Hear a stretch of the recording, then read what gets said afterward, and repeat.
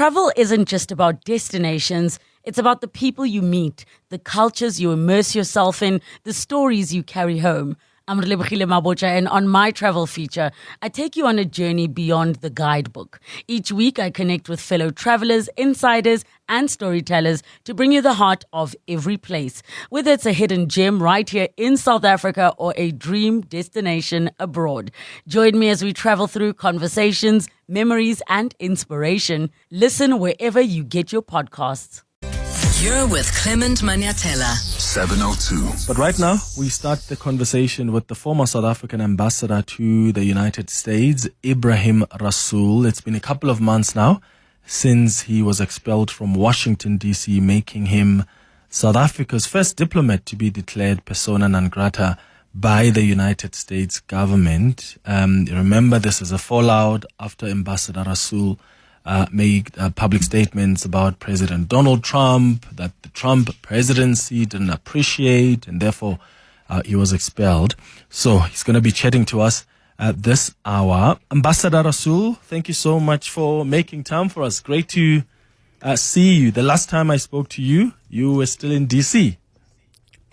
No, thank you very much, Clement. It's great to be in Cape Town. It's great to be on your show in the studio. So all in all, things have turned out well.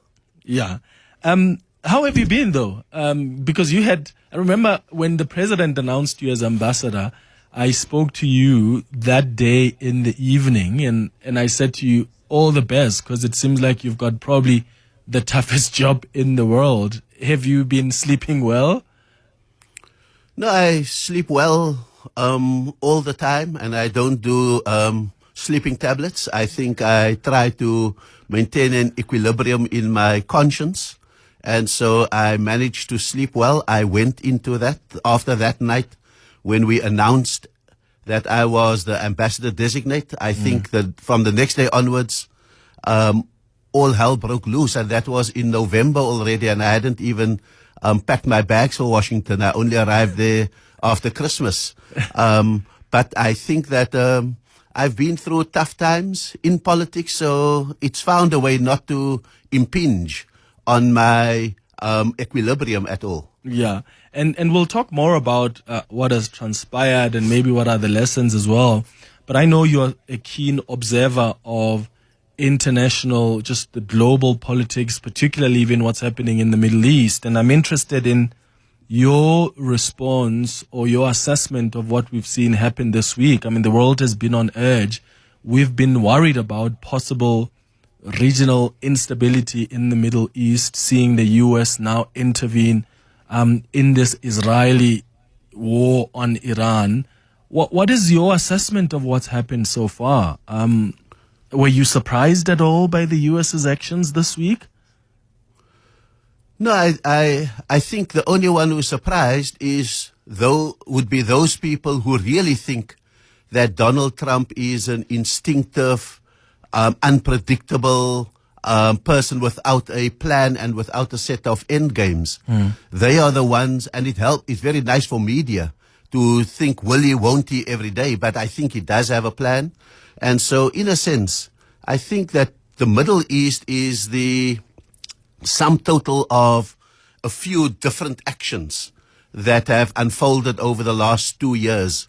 The one, of course, is Israel's push for the end game in Palestine, which involves a genocide and which I've also insisted that time involves a patricide, the killing of the idea of any Palestinian state at all. That thing is proceeding, and I think it's the one piece that will be concluded quite soon after the peace now with Iran.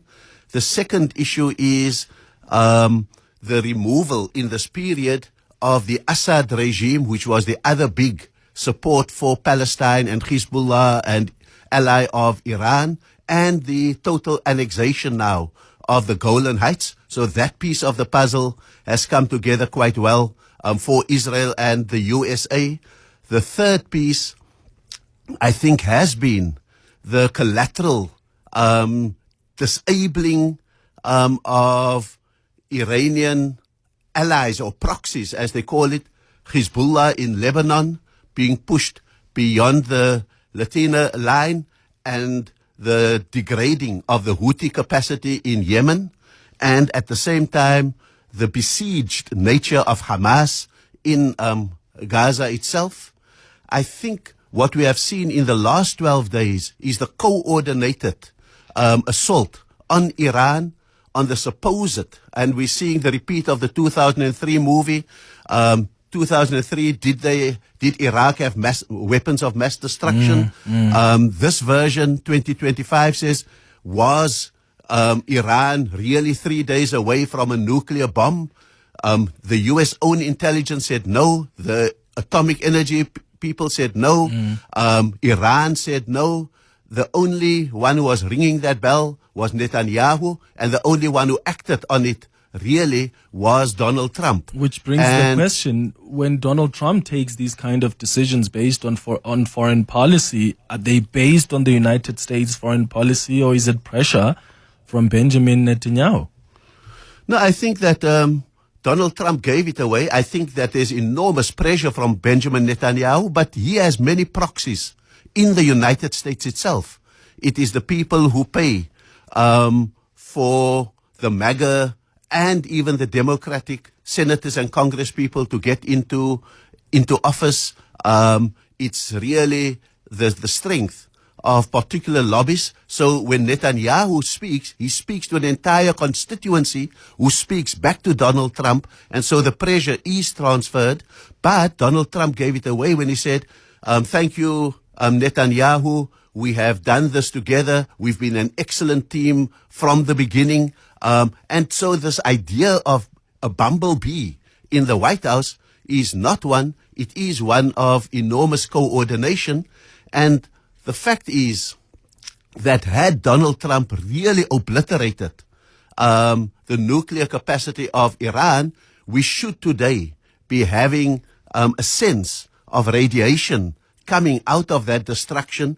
And the truth is that either whatever highly enriched uranium Iran had was removed prior to the time, or it did not exist in those places that the bunker busters had gone into. I mean, to this point, Donald Trump claimed when he held a press briefing that we have totally obliterated the facility. I mean, when you look at Fordow, for instance, and yet his own defense minister said, well, we're still waiting for a damage assessment. They couldn't tell what the extent of the damage was to this point, which is the question I was asking earlier is, so what was really the point? You've bombed a country based on pressure from Benjamin Netanyahu, because clearly, as we've seen, and I played clips yesterday on the show from even Marco Rubio, the Secretary of State, when he was asked, did you act based on intelligence that said Iran has decided to build these weapons? And he said that's irrelevant.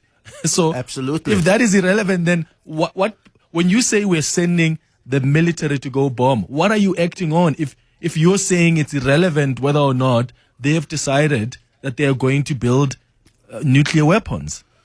It's irrelevant to the objective of disabling Iran's military, and they've done that by taking out their top military leaders successfully, by degrading their missile launches, I think fairly successfully, and by threatening regime change, which I don't think that they will do, because they still remember the day after regime change in Libya, the regime change in Iraq, the regime change in Afghanistan, and the chaos and the extremism that emanated from those places that have engulfed the war. So this time around, they are not going to indulge the idea of regime change, simply because the blowback out of it will be enormous, and they have been drawn into 30-year wars as a result of that. But they have succeeded in the main objective of degrading Iran's capacity, and therefore we saw last night, those of us who watched it in real time, the farcical denouement, the farcical conclusion to the 12-day war. Iran says to America and Qatar, listen, I'm bombing you in a few hours, get your people out, get your interceptors ready, and then I'm bombing. And then claims it's a mighty victory. Trump says, okay, you've got it off your chest now, let's talk. Israel says, I must show my people and I'll bomb till the last second of the ceasefire and then accept the ceasefire. So it's a farcical conclusion to a tragedy that is still ongoing in Gaza, in the decanting of the Palestinian people from their lands. And so that really is, unfortunately, what global politics have come to. Tragedy punctuated by farce. Yeah. Let's look at diplomacy now, because various countries have responded to the US's actions. From your own experience as ambassador, what is the perfect way to respond? And for us as South Africa, we're in a tricky position because we've just come back from what really was quite an embarrassing meeting with the president in the United States, where things were planned, where the South African delegation was not even forewarned about video clips that would be played there. So it's always tricky for us because how we respond is going to be read quite differently. I saw that Saudi Arabia was calling for some restraint to be exercised. Qatar warning of catastrophic consequences. In Russia, you had some politicians there warning that a number of countries are ready to directly supply Iran with their own nuclear weapons. Do you think that we responded effectively as South Africa? Because in our statement, the president said that we are hoping that President Trump should use this influence and that of the U.S. government to prevail on the parties to pursue a dialogue path in resolving their issues of dispute. But there was no condemnation. Now, look, I think that South Africa is a lot more vulnerable than people think. When you're in your own country, you think you are mighty, you've got this whole history, you've produced all these great leaders, you've made the breakthrough of the 20th century, and so you feel flushed. And in some extent, we are justified in feeling flushed on the whole, that we have a moral authority in the world, that when we speak, there are large bodies within the USA that would be South Africa's constituency, and we do make an impact.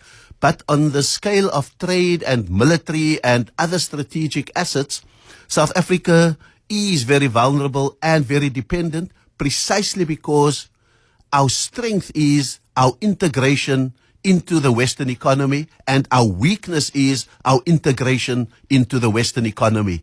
And so, in a very real sense, South Africa has to act with restraint. At the same time, the United States and Donald Trump has shown that you can be engaged in negotiation and be double-crossed at the end. In the same way that Iran thought they were actually engaged in negotiation, the U.S. asked, can we have our final negotiation not on day 60 when it expires, but on day 63? And on day 61, Israel bombs the guts out of Iran, saying the time is up.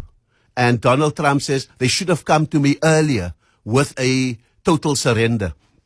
So the point is, you cannot trust the U.S. even when you are negotiating, because in diplomacy today, the notion of good faith has been eroded.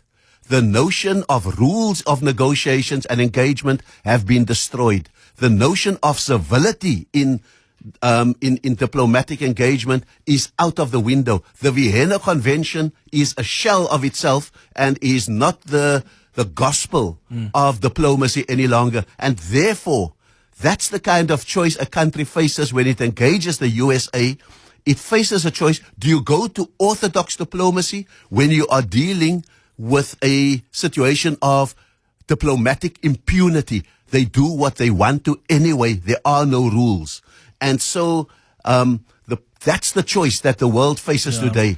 Is it orthodox diplomacy, or is it a diplomacy where you don't voluntarily tie your hands behind your back and pretend that what your interlocutor is saying is truthful, is serious, is this, even when the bare truth of, or the bare falsehood of what he says is so apparent? How does that, though, impact on our own principles and even our own foreign policy, those considerations that you're making about being part of, the Western architecture, for lack of a better word?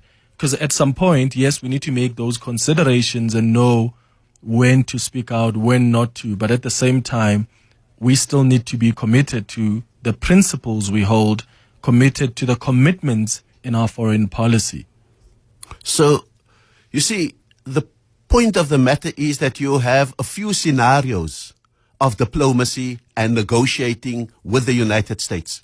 The two unpalatable ones would be the extreme scenario of retaliation. We don't have the wherewithal to retaliate against the USA, and similarly, we cannot afford the diplomacy of surrender to the USA because we have principles.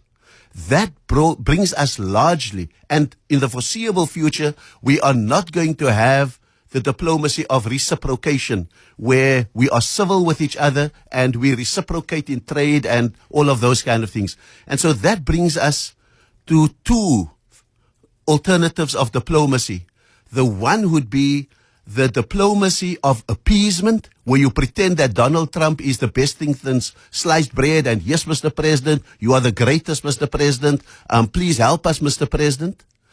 And we will do what you want us to do, Mr. President. On the other hand, and this is where I'm advocating, is the diplomacy of contingency.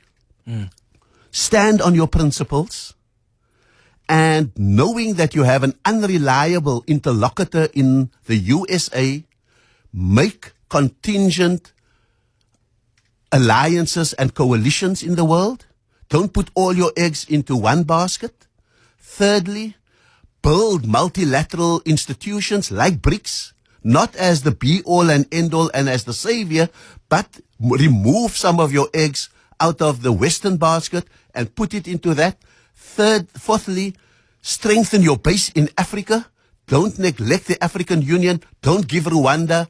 Don't give the DRC to the USA. Fight for mutual security and mutual benefit. Make the African Continental Free Trade Agreement work. Fifthly, strengthen the non-aligned movement and hope that your building of a more multilateral system, a more multipolar system, could result into assertions of multilateralism, where we increasingly, as blocks of the world, begin to get the autonomy to stand by our principles and do what we need to, so that the bully will never find us alone. It's 24 minutes after 10 o'clock. We're in conversation with the former South African ambassador to the US, Ebrahim Rasool. After the break, I will take some of your WhatsApp voice notes. You can send on 0727021702 if maybe something that Ambassador Rasool has said has piqued your interest, or maybe you've got a question for him. You can also call us on 011-883-0702. Travel isn't just about destinations. It's about the people you meet, the cultures you immerse yourself in, the stories you carry home. I'm Relebogile Mabotja, and on my travel feature, I take you on a journey beyond the guidebook. Each week, I connect with fellow travelers, insiders, and storytellers to bring you the heart of every place, whether it's a hidden gem right here in South Africa or a dream destination abroad. Join me as we travel through conversations, memories, and inspiration. Listen wherever you get your podcasts. You're with Clement Manyathela. 702. Let's walk the talk. It's 28 minutes after 10 o'clock. We're in conversation this hour with the former South African ambassador to the US, Ebrahim Rasool, who was expelled a couple of months ago. I've got some of your WhatsApp voice notes coming on 072-702-1702. Good morning, Clement, to your guest there, Mr. Rasool. I like him. I think he's well schooled and well versed in the geopolitics of the Middle East in general, you know. But my question to him is, the president would ask him what type of ambassador must he send to replace him there in DC? What will be his advice, given that the person of his outspokenness was kicked out? What, in his view, or who in his view, should then occupy that position to leverage whatever relationship that we could have with America? But yeah, that's for another show, and I will listen to the answer. Thank you. Kiki. Thank you, Didi. Ambassador Rasool, the question there is, if the president had asked you what type of ambassador must I send over to the US to replace you? What would be your advice? I think that you're dealing with a Trump administration who often can make ambassadors irrelevant by wanting heads of states to come there and bend the knee in the Oval Office themselves. And so it was very interesting that in the cases of Zelensky, Keir Starmer, and everyone else, they all came, and that's what Trump wants, because each one of those is for him a bullying moment, a shining moment. He's got every global media beaming across the world, and that's how he holds court. And I'm playing deliberately on the word court because there was a no kings protest. But that's where Trump is at his most comfortable.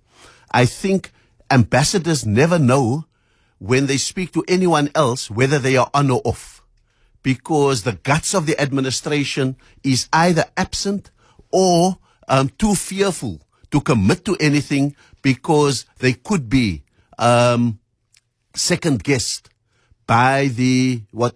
But if I were to send a South African ambassador, I would send someone who could do partly what I did, take our values and go and speak to the U.S. constituency that South Africa has in the U.S. Most of the current generation of activists have cut their teeth on the anti-apartheid struggle, have a large allegiance to South Africa, and it's interesting that after South Africa took Israel to the ICJ, the mood in the U.S. streets and campuses changed because a moral voice had done something, and the ICJ gave a prima facie nod to South Africa that maybe there's a genocide afoot, and it changed the calculus. So how do we speak to that? How do we send an ambassador that can speak to the business community, because there are 600 U.S. companies in South Africa and 20 South African companies employing Americans across the USA. Go and speak to them. Don't put all your sights on speaking to the State Department or the White House. So send someone with our values, send someone who can link up with our constituencies, business and civil society, the churches, the mosques, everyone else, and keep moving that dial, because eventually that is why, for example, when the so-called Afrikaner refugees arrived, there were churches who said, sorry, Mr. Trump, we are not participating in this farce, in this tragedy, in this palpable falsehood of Afrikaners being refugees. Yeah. And so that's the way in which we have to be part of the pushback while pursuing our interest. So that's really, don't send someone who can talk Trump's language. We've done that with the two golfers and the billionaire who was the president's translators from black English to supremacist English. Don't send someone who will be a tape recorder for Donald Trump. Send someone who can subtly shift the ground from under that in order to salvage South Africa's values and interests. It's 10:32. Travel isn't just about destinations. It's about the people you meet, the cultures you immerse yourself in, the stories you carry home. I'm Relebogile Mabotja, and on my travel feature, I take you on a journey beyond the guidebook. Each week, I connect with fellow travelers, insiders, and storytellers to bring you the heart of every place. Whether it's a hidden gem right here in South Africa or a dream destination abroad. Join me as we travel through conversations, memories, and inspiration. Listen wherever you get your podcasts. 702. The Clement Manyathela Show. Let's walk the talk. It's 22 minutes before 11 o'clock. The breaking news that Sfiso Zulu is reporting on now about this missile that struck a building. So it looks like that deal is not dealing. As I said earlier, what really are the details of this deal? So we're going to wait for the latest on this. But Sfiso Zulu is reporting now that it looks like that deal is not holding because there are some missiles that are being struck. I'm going to try to get the more and more information on this. And as soon as I have it, maybe a clip I can play for you, I'll bring it up. But it looks like this is something that's just developing now. But we are having a conversation this hour with the former South African ambassador to the US, Ebrahim Rasool. I've got some of your WhatsApp voice notes coming through. I'll get to them in a moment. Your calls on 011-883-0702. Ambassador Rasool, I wanted to ask about what's happening now and whether you think it's sort of isolated. So when you look at this conflict, do you think it's part of a broader shift in global power dynamics? For instance, China, Russia, and emerging powers have been responding to the U.S. moves in a very strategic way.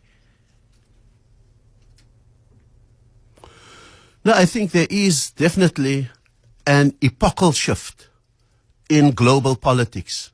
I think on the one hand, the foundation of it, what I call the method in the madness, is that there is the scramble for the fourth industrial revolution, the tech age. There's the scramble for critical minerals, and the U.S. has been badly exposed as being dependent, particularly on China, for critical minerals, because China has cornered 90% of the processing markets, and you could see the impact of that when, for example, Trump said, I'm putting 145% tariffs on China. China said, I'm finished playing the tariff games. I'm just going to withhold some critical minerals. And when they started withholding gallium, which is very crucial for semiconductors and microchips, the U.S. started to beg China to talk to him, to talk to it, and so forth. So that's the first thing, the critical minerals. And that is the method in the madness for wanting to annex Greenland and parts of Canada and moving into the DRC after South Africa vacated, and signing that, and the humiliation of Zelensky, who didn't sign over the critical minerals of Ukraine on time. So that's the first major shift. The second one is that as the U.S. becomes increasingly, in a hostile way, unilateral, the rest of the world is forming alliances and creating multilateralism, and South Africa finds itself particularly in the eye of that storm because we convened BRICS last, where the D word came up, de-dollarization. And secondly, South Africa is very central to the African Union and sacrificed 18 soldiers in Eastern DRC defending the critical minerals of the DRC. And thirdly, South Africa is president of the G20 and therefore sits in the eye of the emerging multipolar storm that is there. The third thing is that the Middle East is being reconfigured particularly. So most of the Arab states have all but signed normalization agreements with Israel. The October 7, 2023 interrupted that, but they have acted on the points of that agreement by helping Israel to intercept the rockets and the missiles fired from Iran. So they are self-patrolling the region, the most of the Arab states. Yeah. And as I said, Iran is the major remaining stumbling block. And so it's very interesting that that they need to just do a little bit more fight out. I think the 6-hour deadline was too soon for Iran to show that it is virile in its response to the U.S. bombing, and Israel doesn't believe it has finished the job on some of the Iranian command centers. So you'll have those skirmishes going on for a while, but I think it will settle because Iran's military has been degraded. Yeah, so back to issues around our diplomacy. You mentioned before the headlines the type of ambassador you think should replace you in America. Is there anyone that comes to mind for you? Look, I think anyone who shares our values will have a job done on them like a job was done on me. Because you've got the power of Breitbart with an ex-South African heading it. You've got the power of Truth Social and X with ex-South Africans heading that. You've got the power of just PayPal's mafia across the USA. And that's why within hours, Fabisi Jonas was exposed for what he had said about Trump. So that will be the case, and it will be one in which the US will increasingly try to choose South Africa's ambassador to Washington. Can there ever be a perfect person that the US accepts? I don't think so, because anyone who South Africa wants to send to represent our values would have been schooled in the anti-supremacism, anti-racist school of politics and therefore diplomacy. And so they will find something on anyone who's been to prison, anyone who's been in the underground, etc. So I think that there are people who will not rest until, for example, a Tony Leon is the one that is chosen, whereas I think that there could be, and I speculated aloud and I'm not punting for it, etc. But when I was pushed on another program to say, I said, here was someone who was part of the apartheid system, but he has revalued himself, if I can put it, like a Van Schalkwyk, for example. And so, in a sense, I think that those are probably, because they won't find in his records him saying anti this, anti that, anti America, and so forth. But they will also not find a pushover. So we're looking for that kind of person, rather than getting to names. What do you think of Mcebisi Jonas? He wasn't part of the delegation, by the way, when we went to the Oval Office. And I heard when I was there in DC that there were some concerns that were raised about him. I know the presidency released a statement saying, no, there's a reason why he wasn't there. It wasn't because of anything else. But I heard on good authority that there were questions asked to the South African government about Mcebisi Jonas and what he has said before. What are your thoughts? Do you think that's the person who can play an effective role in trying as that envoy in trying to reset these relations? I think that I have absolute respect for Mcebisi Jonas's credentials and his integrity, and so I supported the idea that he should be the envoy and not be made the ambassador designate, because then he will be kept in limbo and not be able to do the kind of work while he is in limbo. I think that he's going to probably be unpalatable, and I must say that my sources in the US also said that there were severe questions with a suggestion that if he comes, he may not be allowed into the Oval Office. That's what my sources say. I can't verify it, so I'm taking the official version that he was busy in London with prior arrangements. But the fact is, we are in a game where Trump is going to try to choose the South African ambassador for us, and therefore we may have to rely on high-level delegations going to do the business, while the embassy is a holding operation, a flag-flying operation, and a support operation rather than the main interlocutor with the USA. Okay, let's go to some calls now and WhatsApp voice notes. Let's start with Azaria, who's calling from Pretoria. Azaria, what are your thoughts? Good morning. Good morning, Clement. Sure.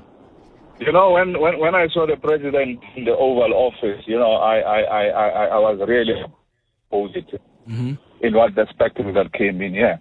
But what from Ambassador Rasool is raising, and which I did not found it to be proper in terms of him saying that we need to have an ambassador like him who pushed our human rights agenda and everything.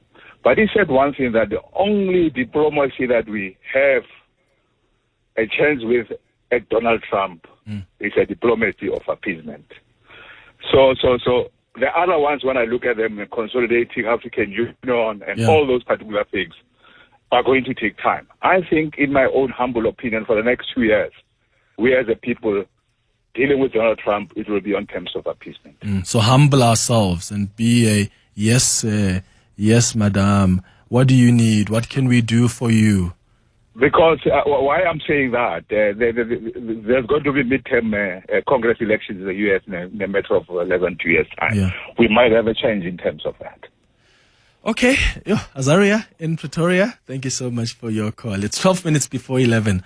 I'll get the ambassador to respond to that when we return. More of your calls and WhatsApps after this. Travel isn't just about destinations. It's about the people you meet, the cultures you immerse yourself in, the stories you carry home. I'm Ebrahim Rasool, and on my travel feature, I take you on a journey beyond the guidebook. Each week, I connect with fellow travelers, insiders, and storytellers to bring you the heart of every place. Whether it's a hidden gem right here in South Africa or a dream destination abroad. Join me as we travel through conversations, memories, and inspiration. Listen wherever you get your podcasts. 702. The Clement Manyathela Show. Let's walk the talk. 9 minutes before 11 o'clock. Do you agree with what Azaria said before the break, that we need perhaps a policy of appeasement with the U.S. Over the next 2 years to buy time? So whatever Trump needs us to do, we always have to be able to be submissive to him. I don't know if I agree with that. I think that is really going to be a sad path for us to take. We're a sovereign state. We need to have relations with countries that respect our sovereignty. Similarly, so countries whom we respect, their sovereignty is respected. And that's how we've got to operate. We're always going to disagree on certain policy positions, but that doesn't mean, and that happens all the time with different countries. But to have a policy of appeasement like that, I think is going to send us on the wrong path. Ambassador Rasool, what are your thoughts on what Azaria said? I agree with you entirely, Clement, and the point is that's why I rested on a preferred scenario of diplomacy, which is contingency. On contingency, South Africa must build coalitions with countries that also are disaffected by Trump, and that we can do from BRICS to the European Union, to South America, etc. Secondly, South Africa must build its contingency on knowing what its leverages are. We have 80% of the world's platinum, and we must go and bargain with the USA on that, because no car can drive without platinum in its catalytic converters. Thirdly, I think we need to stand by our values, because there's a constituency in the USA that we need to continue to appeal to, even if, and I remind you very briefly that in the 1980s, we did not get support from Reagan in the White House, but we built support amongst the dock workers, amongst the ordinary consumers, amongst students, universities, and so forth. And they came through for us and overturned Ronald Reagan's veto. So if we don't have that contingency standing on our values, we will not be able to pursue our interest with strength and with dignity, most importantly. Here's some WhatsApp voice notes that have come through. Hi, Clement. Clement Gwena here. Can you please ask the former ambassador that does he believe in the existence of Israel in the Middle East? And does he believe in Islamic laws or countries that gather against a different religious country like Israel? And does he think it was a good move to take a decision for the country that resonate with his own personal life than the constituency of the country? Thank you. Thank you for your question. Ambassador? I think that as South Africans, we have always stood by a two-state solution which presupposes the existence of Israel. I think Israel has even made the two-state solution impossible under the current situation. So what we are fighting for now is a simple existence of a Palestinian state within Israel. Islam ganging up against Israel, I don't think that a religion gangs up. I think that there are states ganging up. And if there is a ganging up, it is because there's a legitimate grievance in terms of the genocide against Palestinians, and therefore a ganging up becomes a resistance to what is happening. And I think what we want is a just outcome, a live and let live. And did I do a personal decision when I went there and I said we are not moving away from the International Court of Justice? I was representing a national position in South Africa. When I said we are not going to get out of BRICS, we were busy with a global alliance that South Africa had just convened. And very importantly, by the time I needed to call out what was happening, Donald Trump, on the basis of lies from AfriForum and Solidarity, had already implemented a 8 billion rand punishment on South Africa, which cost us 20,000 health jobs, 200 clinics and NGOs closing, and the possibility of major reinfection, for example, in the HIV pandemic. And so I was responding to a unilateral executive order that was issued against South Africa and implemented. And therefore, it was not a personal decision. It was, in fact, in defense by calling out the lies that had led to that decision. Are you happy with how our government handled your expulsion from the time it happened and when you returned? If I was the government, I would do exactly the same thing. Be cautious, because you're building a contingency. Our interests are still enormous. I go so far as to say that Donald Trump always likes a win before he backs down. And if his win was that he got the head of the South African ambassador, he tried to humiliate him, he tried to send him back, and now he can get on. And he says this all the time, that he wants a win. He wants you to come and say in the White House, Mr. Trump, you are right. And then he can reduce your tariffs a little bit. And so, in a sense, that's how Donald Trump's mindset works. And I'm hoping that my expulsion gave him the win that he wanted. And hopefully when the trade negotiations are revealed, it will show that that win has won South Africa something. What do you think you could have done differently? Given the fact that the severity of the punishment was the nuclear button, excuse the pun, I should have said things more plainly.